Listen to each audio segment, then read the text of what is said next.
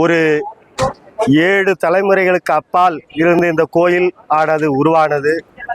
இது தஞ்சை மாவட்டத்தினுடைய சோழவள பெருநாட்டில் டெல்டா என்று அன்போடு அழைக்கப்படுகிற இந்த மண்ணில் இந்த திரௌபதியம்மன் கோவில் வரலாற்று சிறப்புமிக்க ஒரு தலங்களில் ஒன்றாக விளங்குகிறது.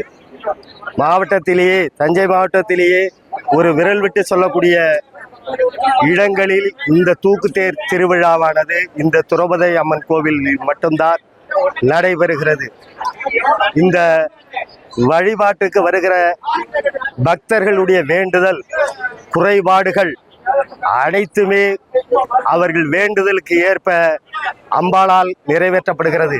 குழந்தை பாக்கியம், குடும்பத்தில் ஏற்படுகிற பிரச்சனைகள், அதற்கு ஏற்படுகிற தீர்வுகள் அனைத்துமே இந்த அம்பாளால் தீர்த்து வைக்கப்படுகிறது. அதேபோல் கல்வி, விவசாயம் மற்றும் எந்த குறைபாடாக இருந்தாலும் இந்த தெய்வத்தால் நிவர்த்தி செய்யப்படுகிறது. நாம் கழனி சார்ந்து, விவசாயம் சார்ந்து வாழ்கிறோம்.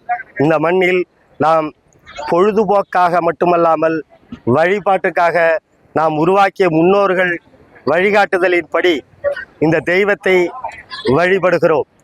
எங்கள் பகுதியில் எப்பொழுதுமே இளைஞர்கள் முன்னின்று இந்த தெய்வத்தை வழிபடுவது வழக்கம்.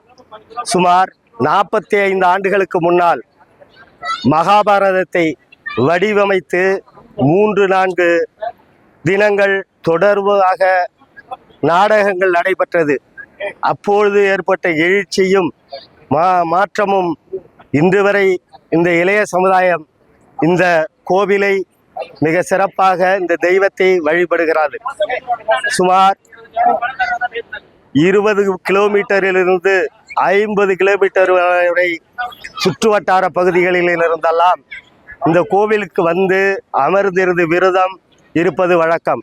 அதேபோல் எங்கள் அருகிலுள்ள மேலவுளூர் கிராமத்தை சார்ந்தவர்களும், அதேபோல் கரம்பயம் கத்தரிக்கொள்ளையை சார்ந்த எங்களை சார்ந்தவர்கள் இங்கே வந்து இந்த சாமியை, இந்த கோவிலை சார்ந்தவர்கள் இங்கே வழிபட்டு கொண்டிருக்கிறார்கள். இந்த வரலாற்று சிறப்புமிக்க இந்த சுவாமி வழிபாடு என்றென்றும் பல ஆண்டு காலம் தொடரும். அதை தொடர்வதற்கு எங்கள் இளைஞர்கள் மத்தியில் ஏற்படுகிற எழுச்சியும் சிறப்பும் மேலும் மேலும் வெற்றி பெறும்.